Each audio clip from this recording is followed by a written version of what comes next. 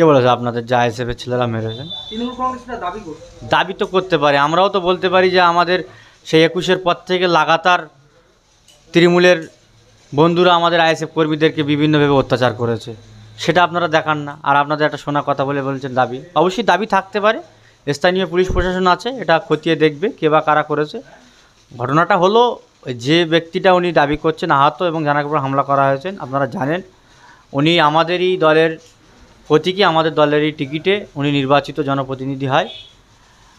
বিগত দিন যারা ওই বুথের তৃণমূল কংগ্রেসের নেতৃত্ব দিতেন বা নেতৃত্ব হিসেবে তারা ছিলেন, তাদের সঙ্গে বিবাদের জেরেই আজকের এরা তৃণমূল কংগ্রেসে জয়েন করার পরে উভয়ের মধ্যে এলাকা দখলদারি এবং নিজেদের মধ্যে কে কার এলাকার কর্মীদের নিয়ন্ত্রণ করবে, এলাকার সমস্ত কিছু দেখভাল কারা করবে, কাদের হাতে ক্ষমতায় থাকবে, এই নিয়েই বচসা, এই নিয়েই ওদের মধ্যে ঝামেলা। এর সঙ্গে আইএসএফের ঝামেলা কে বলেছে, বা এর সঙ্গে আইএসএফ যুক্ত বা আইএসএফ ছেলেরা মারধর করছে কে বলেছে আপনাদের সঙ্গে?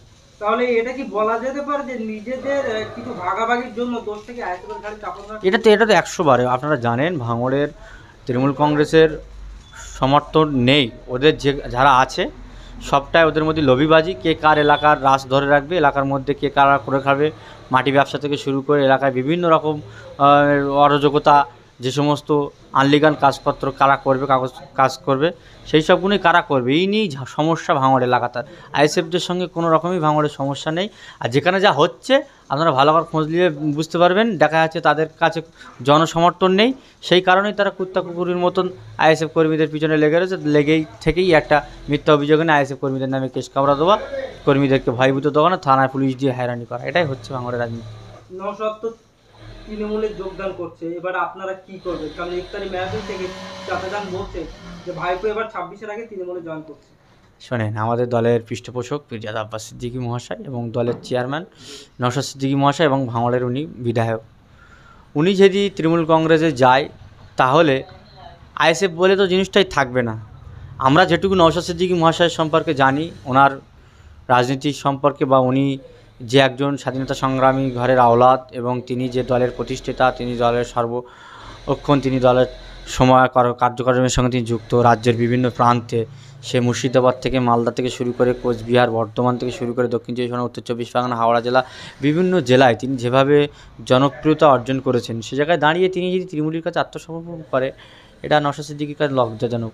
আর কারা বলছে, এই এক শ্রেণীর তৃণমূলের যারা নওশাদ সিদ্দিকী সদা সর্বদাই ঝানার পিছনে লেগে থাকে, এই সমস্ত কথাবার্তা বলে নিরীহ কর্মী, আমাদের মতন যারা কর্মী আছে তাদের মনোবল ভাঙার চেষ্টা করছেন। কোনো রকমই কোনো মতেই নওশাদ সিদ্দিকী মহাশয় তৃণমূলের সঙ্গে তিনি যাবেন না। তিনি গিয়েছিলেন, আপনারা জানেন, ভাঙড়ের বিধায়ক ফান্ডের যে টাকা, বিধানসভা নির্বাচনীয় কেন্দ্রে যে ডেভেলপ করার জন্যে বিধানসভার যে অ্যালাটমেন্ট টাকা থাকে, সেই টাকার কার্যক্ষেত্রে বিভিন্ন ব্লক, 2 ব্লকের ভিতরে বিভিন্ন রকম কাজের বাধা সৃষ্টি হচ্ছে। এমএলএ ফান্ডের যে বিভিন্ন লাইট, কল, রাস্তা, আমরা যে সমস্ত কাজের স্কিম দিয়ে রেখেছি, সেই সমস্ত কাজগুলো ব্যাপক আমাদের এসডিও থেকে শুরু করে এবং আমাদের জেলা থেকে, ডিস্ট্রিক্ট থেকে শুরু করে ব্লক, ডিস্ট্রিক্ট ব্যাপকভাবে আমাদের সমস্যা করছে। এই সমস্ত বিষয়গুলো নিয়ে নওশাদ সিদ্দিকী মহাশয় তিনি নবান্নে গিয়েছিলেন, রাজ্যের মুখ্যমন্ত্রী তাঁর কাছে গিয়েছিলেন, তিনি প্রশাসনের প্রধান, তাঁর সঙ্গে অবশ্যই একজন বিধায়ক হিসেবে যাওয়ার দরকার, তিনি গিয়েছিলেন বিষয়গুলো আলোচনা করতে।